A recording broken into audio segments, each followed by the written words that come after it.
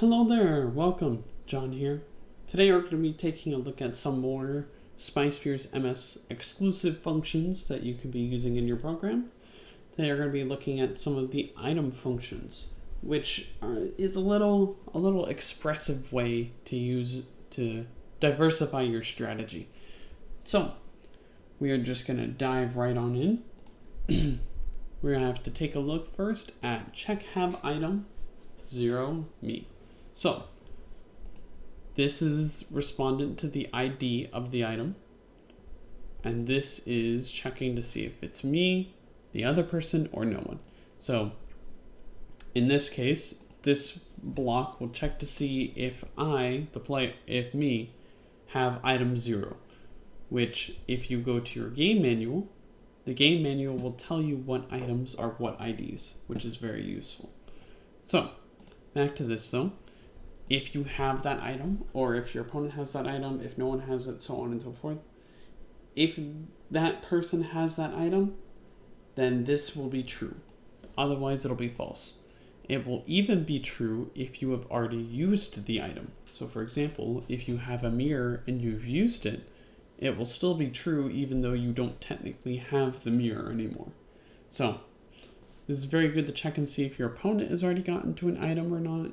If you have an item, so you know when to use it, so on and so forth. Very useful. Here we have the use mirror functions. If you remember, these types look like the take photo. So on the API, it says that one of them uses the mirror, and the other one actually does something a little different. It says it returns true if the item was held and was used, and false otherwise. So this one is just use the mirror. You just use the mirror if you have it, and nothing else happens. This one will use the mirror, and it'll return true if it's successfully used, or false if it can't use it. So this one is really good because you can use this in conditions. So if you do if use mirror, and it'll use the mirror, and if it uses it successfully, it'll return true. So that way you have a true condition, and so on and so forth. Both of these have their uses. This one is used in conditions. This one is just used in general blocks like that. So very useful when you want to see about trying to use your mirror. Here we have get number mirrors held. Very straightforward. It returns 0, 1, or 2, depending on how many mirrors you have. This is just a good way to check and see if you have a mirror or not specifically. So, oh, I have 2 mirrors, I can afford to use one of the mirrors, or I have 1 mirror, I should see about trying to conserve this 1 mirror and write those into your codes, and so on and so forth. Like I said, it's a very straightforward condition block that you can use in your if-then statements. Get mirror time remaining. So, I do not remember the exact amount of time that it takes for mirrors to wear off. Let me see if I can find it real quick. Never mind. Oh, wait. Wait.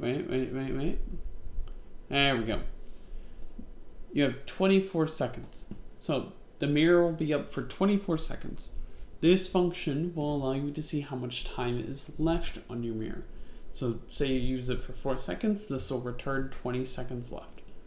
Very useful, because it'll let you reroute your strategy if you're running out of time, and so on and so forth. This is very important. Much like the get attitude to other sphere that we covered in the last video, this one tells the computer to have it find the location of one of the items and then send it to one of your arrays. So in this case I have left again. So the computer will say, okay, I have the ID, or I have the location for item ID 0, which in this case is a point pack, I believe. Give me a second.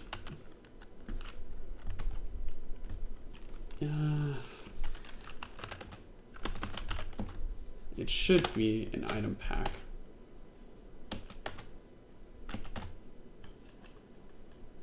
Here we go. Oh, it's an energy pack. Okay. So it returns the ID location of that energy pack. Then it says, here you go, here's the energy pack. I'm going to put it in this array for you to use. And then that's the end of it. You can now use this array and do set position target. And you can set the position to the location, to the item location, without having to worry about typing in the exact numbers or anything. It's basically a shortcut. And then get item 0 type. This is down here. Let me make sure I scrolled right. There we go. Now you can see it. So get item type, I will be honest, I have not found a specific use for this one. Basically what it does, it will return 0 if the item ID is a score item.